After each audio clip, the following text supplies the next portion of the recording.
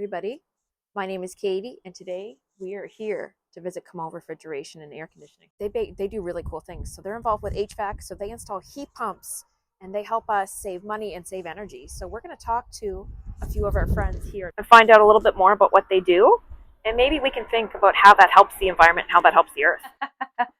Dale, can you tell us how you came up with this idea for opening your own business? So it was out of necessity. I already had my refrigeration and air conditioning certificate license, Red Seal, and I had moved into rural Nova Scotia. I had been away and moved to Annapolis Royal, and it was the job opportunities weren't too good. I looked around for a few months before I moved into the area, and nothing was really coming up. So I moved here anyway, and then after a couple weeks, it was, well, you got your license, you can do refrigeration, so just get your tools and get a truck and get to work. The hardest part of that, I guess, was developing enough client base, because it was from nothing to basically you just go to people, go to the food land and go, I'm a fridge tech and I'm new to the area, and all the questions you can imagine, who are you, who's your mom, why are you here, all these things that people want to know. And slowly you build trust with people and develop clientele. And that was in 2008, just when heat pumps were really starting, just barely starting to take off in Nova Scotia in the Maritimes. So timing was really good as well. And then we've tuned the business away from refrigeration largely, and now we're mainly a heat pump contractor, and we go all over Southwest Nova Scotia. So when the typical operation, when the technicians come in the morning, they come in their vans, they have their assignments already because everyone's running a smartphone. So they'll go on and they'll see their virtual schedule and they'll be like, okay, I've got to install a new heat pump. And I know the heat pump is for Mr. Donald Muse. And so you go and get your job for Donald Muse and you put that on the truck and you drive away. And even try to be a problem solver for the company and for customers, because we're in a service industry, so customer solutions are extremely important. And away they go. And usually they'll be out all day on their own, cruising around in the truck, listening to tunes, watching videos, fixing stuff, driving around. They might pick up their mother and take her to lunch. If they're good kids, you never know. Yeah. Okay, let's go do a service call. All right. Ready? And I suppose you probably get quite a few service calls a day. We do. It's busy. When we're fully up to speed and there's 4 or 5 technicians on the go, that's a lot of calls. Calls and installations and phone calls and emails and texts. It's not a large company. But when you think if an individual wants to get about 40 hours a week of work and get paid for 40 hours, have a reasonable standard of living, well, 40 times 5 technicians, 200 hours just in field work a week. That's a lot. That is a lot. That's a lot. It is. Especially for a small business. Yeah. And then that's great though. Yeah, it is. I enjoy it. It's satisfying. And then you have Terry in the office and me usually in the office in some capacity. So there's a lot that has to happen to keep things moving. So we're back to the shop after a full morning of service calls. And we have to plug in.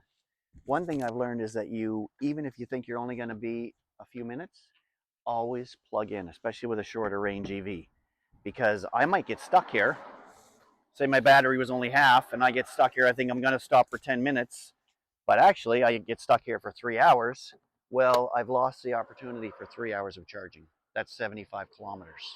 So we put in 400 amp service, like super extra power, so we could have 2 EV chargers just a few months ago. And then we got this EV van. So this will get some decals on it with our company stamps soon. And there it is. So 100% electric. It uses about a quarter of the energy that a gas vehicle would use if you quantify it like by cost or by carbon. Okay, Dale, so you're charging your van now. So, question for you. So when the vehicle's done charging, does this charger automatically shut off? Or is this something that you have to manually come out and do? It does automatically shut off, so it's like a computer inside that thing. So it knows, and it actually goes to about 80% as quick as it can, and then it slows down, so it finishes the charge very slowly. Apparently that's better for the battery. And then once it's full, yeah, you come out and you press the button to disconnect it, and if it's still charging, because it's not full, you'll hear it do its thing and disconnect. But if it's full, you can tell, oh, it's not charging anymore. It's done its automatic disconnect. This is a cool tool. So you turn the power on and you put water in here and you put chemicals in here and it automatically mixes them. And then if it's working, look at that. So you can wash the van, wash your sneakers. So you take that into someone's house and you wrap up their heat pump with this plastic thing so that you don't spray water on their wall.